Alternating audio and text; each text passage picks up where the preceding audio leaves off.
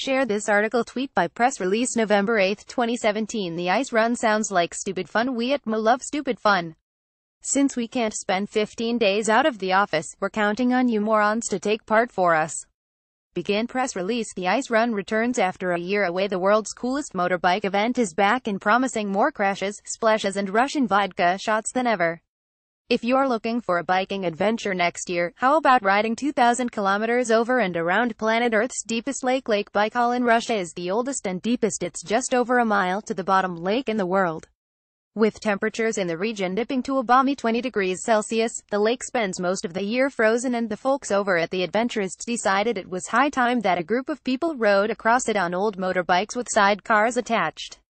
Naturally, the sixth ice run, taking place in March 2018, has just opened its doors for entrants. Teams of two comprising one driver and one navigator in a sidecar, although you can swap over as much as you want.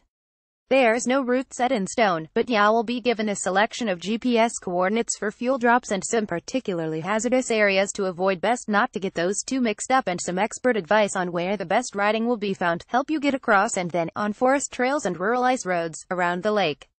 There are a few Russian vodka-fueled parties under the stars, with banyas, fires and feasts of local fish thrown into the mix during the 12-day event, but the most fun comes in the form of dealing with the lake's 12,000 square miles of ice. Parts of the ice will be sculpted by the wind and smooth as a baby's derriere. Other bits will be more like a sweaty builder's ass crack, meaning the route across the lake certainly won't be in a straight line. Whilst the wind can polish the ice smooth and flat like a mirror, in more sheltered areas it can resemble a freshly plowed field, with great tombstones of ice to navigate around. If the winter is mild, there will be surface, water and cracks to pick a path through and sometimes jump over. We made some rash decisions. I remember going across one particular crack and not really thinking about stopping. The back wheel went through the ice. We had enough momentum to pull through, but it was a bit of an eye-opener. Richard Fleming, 2015 competitor. When you put the brakes on, not much happens except the bike pulls really hard to the right.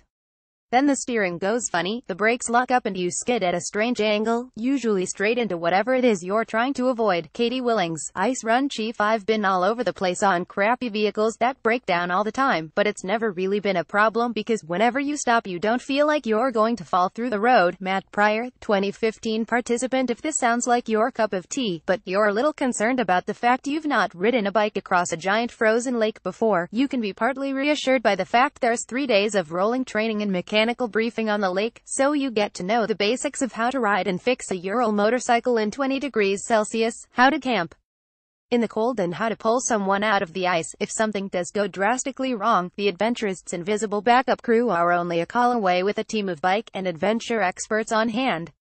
No more excuses. Visit www.theadventurists.com run for more details, or click here to watch a video and get a flavor of what the ice run's all about. A note from the Adventurists on saving the world. Adventurists teams have raised millions for charity, and by supporting Cool Earth, we'll be saving the world one rainforest at a time. Not because we're tree-hugging sandal weavers, but because the world would be shit without them.